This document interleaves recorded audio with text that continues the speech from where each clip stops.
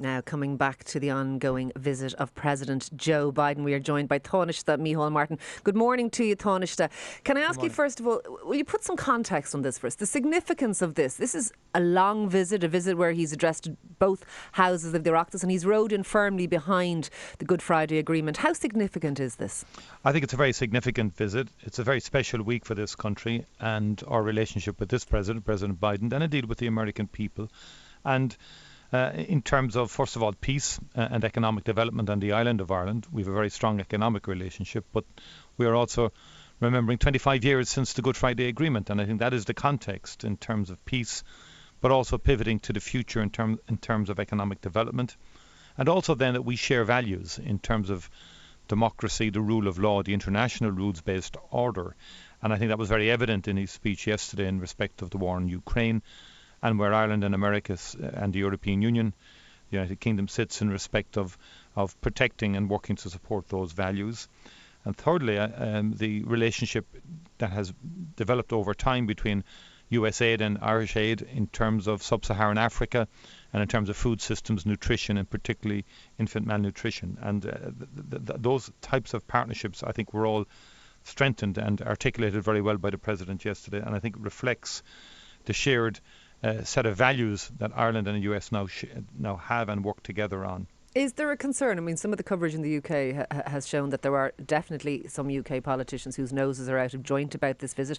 President Biden isn't attending the coronation, and he is quite Irish and nationalistic in his view. Is there a potential that he could actually upset the apple cart in terms of unionism, that he could get people to dig in, and this may not be a positive catalyst for political momentum in the north?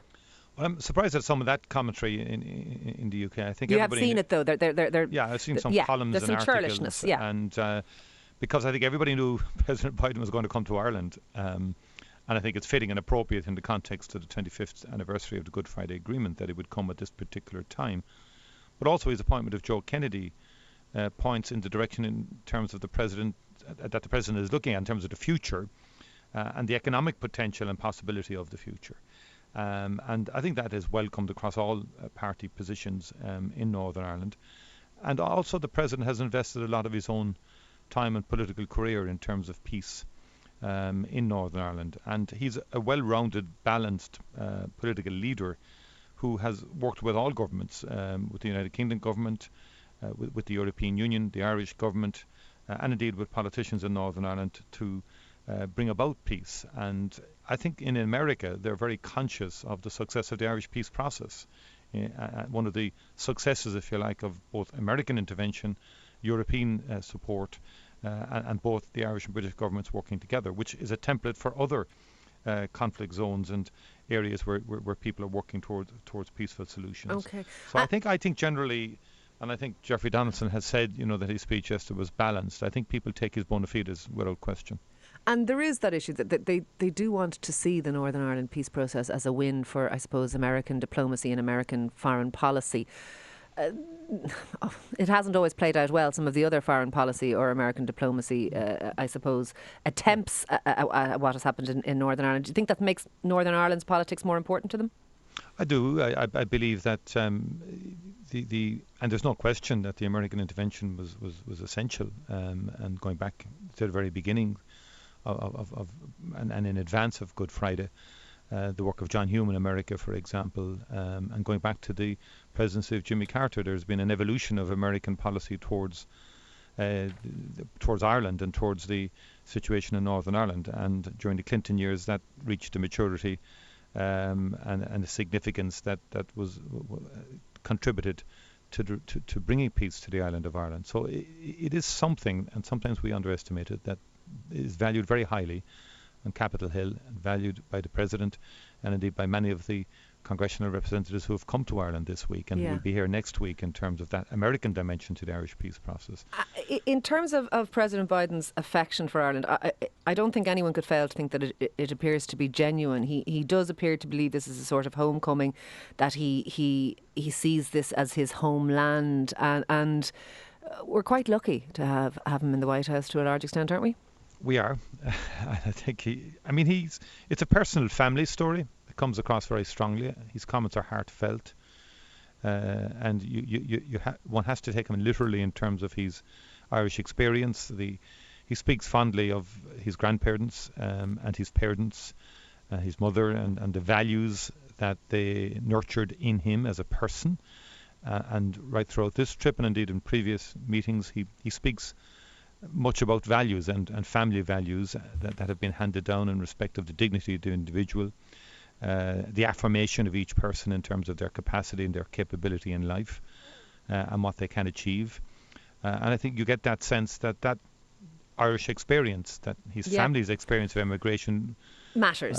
It matters to him. That's a good way of putting it. It matters I heard him talk about personal way to him. When his great grandfather and when Barack Obama's great, or possibly a few more greats grandfathers left, there was not that much time between the two of them leaving, and then both their descendants becoming presidents. He spoke very fondly of you as well. You seem to have a good relationship with him. He was joking about you arriving over to see him and unfortunately not being able to with COVID and all of the things of that time. He's a personable kind of guy. He's very personable. He's very good fun. And we had 2 virtual meetings that when I was Taoiseach because of COVID-19, we would have met at COP26. I mean, he's a good storyteller.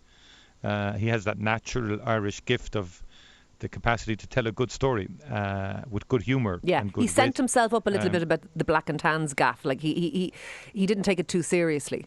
No, he didn't, and a tremendous recovery yesterday in the Dáil. I thought, or owning that, if you like.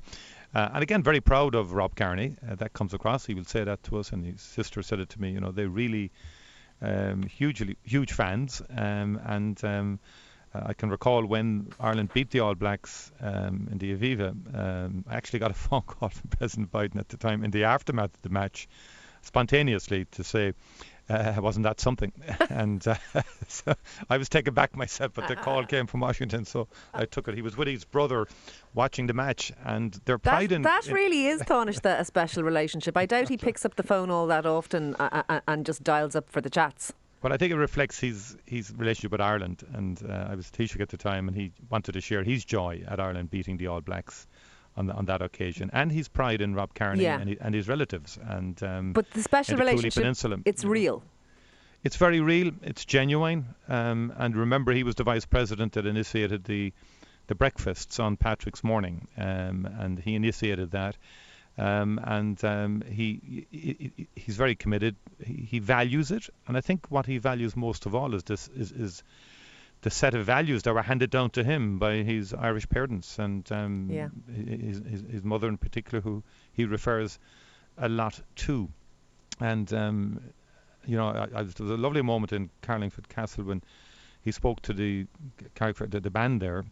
On his own, he just went back to them and he had a chat. And I heard him say, the beginning, the middle, and the end is family. And I thought it was very poignant. But he was genuinely taken by the guide, the tour, and so on. I thought, and that is a real sense of the man, and that's genuine. Look, a very successful visit all around, I think we can agree. And thank you very much for speaking to News Talk Breakfast this morning. That is Tánaiste Micheál Martin.